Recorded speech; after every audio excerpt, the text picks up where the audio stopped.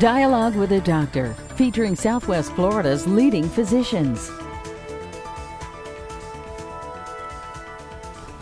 Hello and welcome to Dialogue with a Doctor.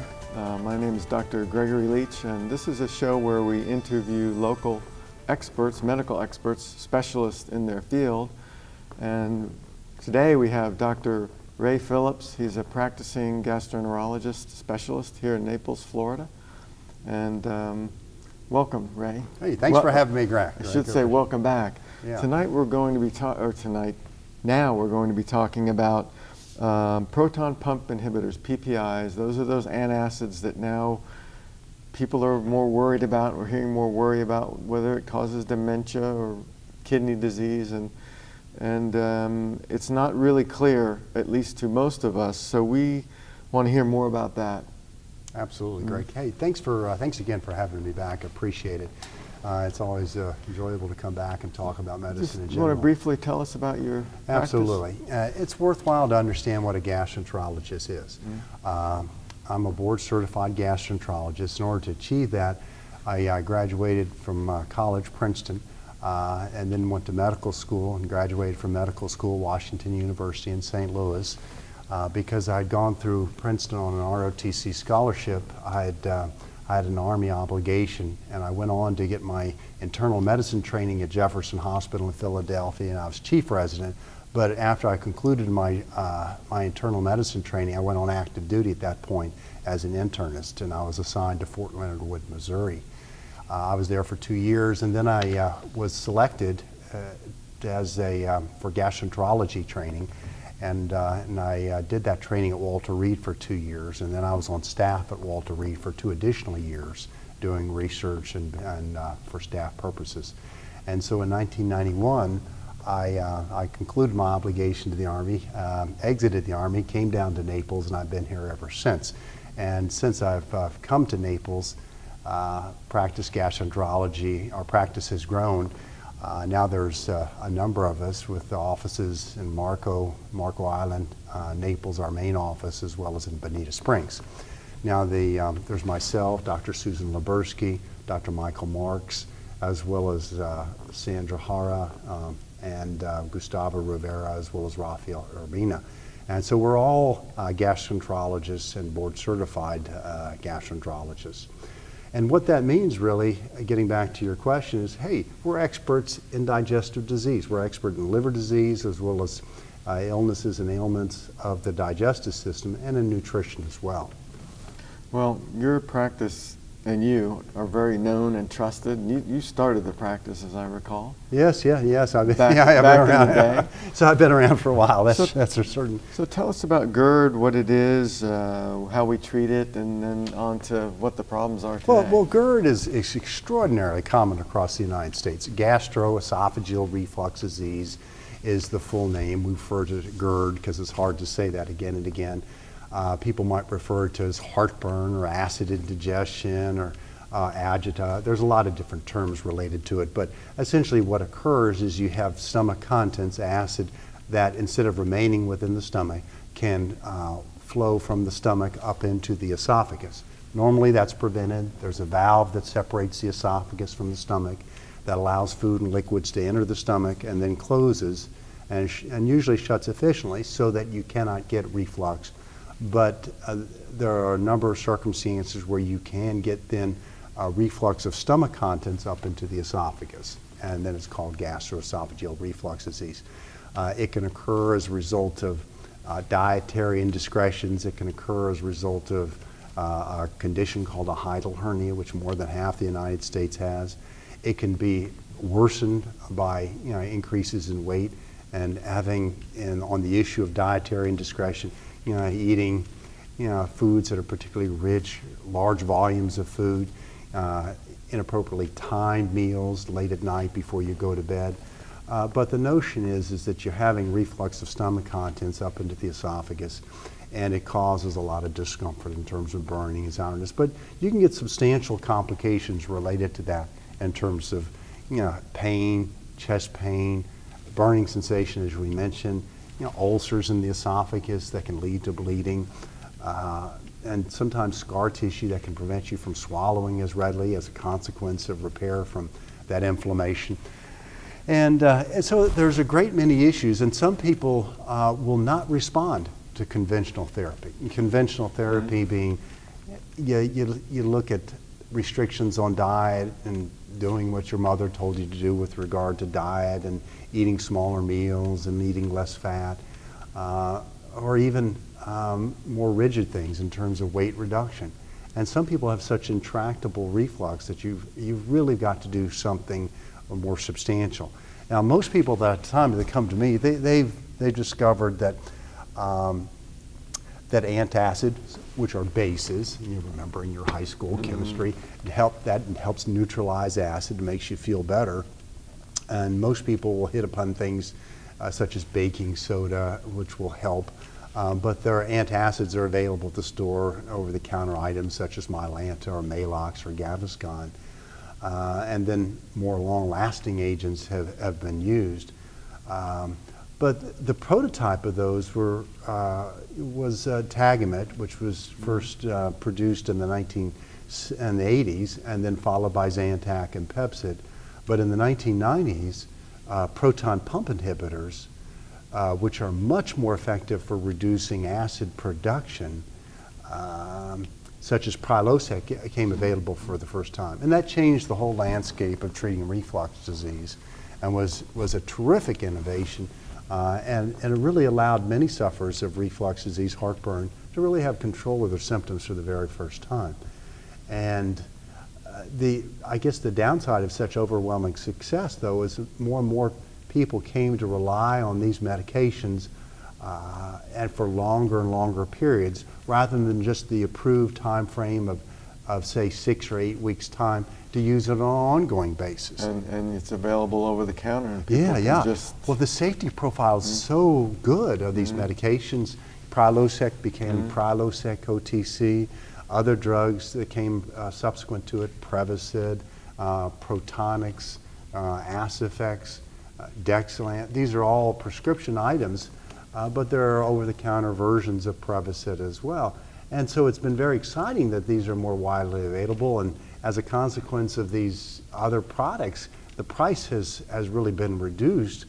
But increasingly, there's been a view of individuals and sufferers of reflux disease, well, I don't really have to pay that much attention to diet.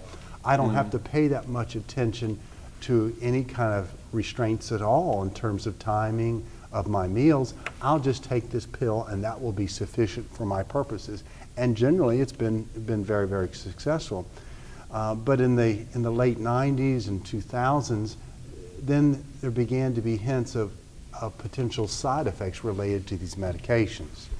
And initially there were side effects such as, well, gee, the price was one, because they were so expensive, and that restrained people. But then there was concerns about these medications potentially provoking side effects such as headaches or diarrhea or diminishing B12 absorption. And then for the first time 10 years ago, there was a study that became available that indicated that it might make an individual more susceptible to osteoporosis, might interfere with calcium absorption or calcium incorporation into the bony matrix, and that might lead to osteoporosis or reduced bone density. So with that, there was some concerns about using this medication on a widespread basis. But in the last several years, or 2 years in particular, there's other side effects that became, well, at least were reported, and now there's a great deal of concern about these medications. And so these, but I keep saying medications, medications, medications. I shouldn't neglect our surgical colleagues to the extent there are surgical means of treating reflux disease. There's a way of repairing this valve that's not working more efficiently and to prevent reflux. And that operation, hey, has been available for 50 years, very successful. There was questions over the years about durability and questions in terms of effectiveness depending on the surgeon who would do this operation. It was modified 20 years ago so it could be done laparoscopically. And now there's other versions that have been developed that can actually be done through an endoscope, where you can do the same surgery through a, if you will, an endoscope, where you can do stitching on the inside of the stomach, or newer alternatives such as magnetic beads that can be implanted, that can sort of buttress the lower esophageal sphincter. So there's been a lot of innovation on the surgical standpoint too. But I've got to say that in general, most people are not embracing surgery, but that is an option, and it is a worthwhile consideration in some individuals who have more severe disease. Well, now we're hearing about dementia, and that scares everybody. Well, yeah, and that was a study that was reported out of Germany, and it was reported in the Archives of Neurology last year, and it was a study of a large number of German patients, and it was an insurance-based study, and it seemed to show a higher prevalence of dementia in individuals who had been on proton pump inhibitors, medications such as Prilosec or Prevacid or Protonix. And the interesting thing is, although this dementia was reported, the prevalence of it was fairly high. There was a 30% higher rate of it in those individuals who used these medications, but that has not been reflected in the general clinical experience with this medication by practitioners across the United States and across the world. So there was questions about whether this was really a valid finding or not. And the nature of the study that was reported was that it was an association. That is to say, those individuals who had dementia, more of them were taking proton pump inhibitors, but that doesn't necessarily mean that it was a causal relationship. So has that been backed up by another study? No, there have been no other studies. And right now we don't have a biologically plausible mechanism for how that would cause dementia.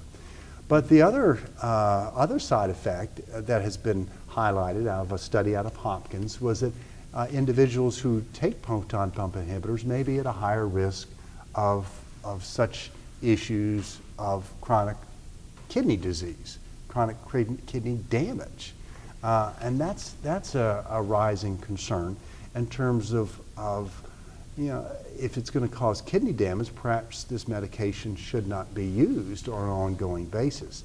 Now that study was more well done. Again, it was done out of Hopkins, and it showed also there was an association. That is to say, individuals who had kidney damage seemed to have a higher prevalence of use of a proton pump inhibitor. And then, as I mentioned, these things, these newer complications in the context of previous known issues such as osteoporosis.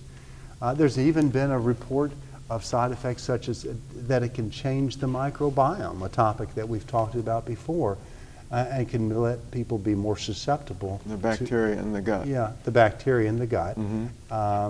And it can allow, by changing that bacteria, it can even make people susceptible to other infections such as Clostridia difficile, which we've talked about on a previous So occasion. should everybody stop these drugs? That's impossible, or just pay attention to do the right thing? And it's a frustrating thing because patients will come to see me, and it's quite a dilemma because they come and by the time an individual's come to see me, they have fairly severe reflux disease, but they're being told by the media and also by concerned relatives or friends that, oh, they should not be taking this medication, and if only they follow the right diet, this would not be an issue for them.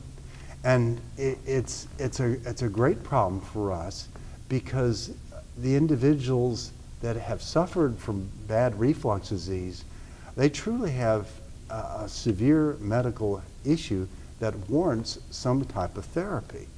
And so it's not and oftentimes we can explore different options for looking for alternatives to proton pump inhibitors, but oftentimes it's a circumstance where it's very difficult to find a suitable alternative.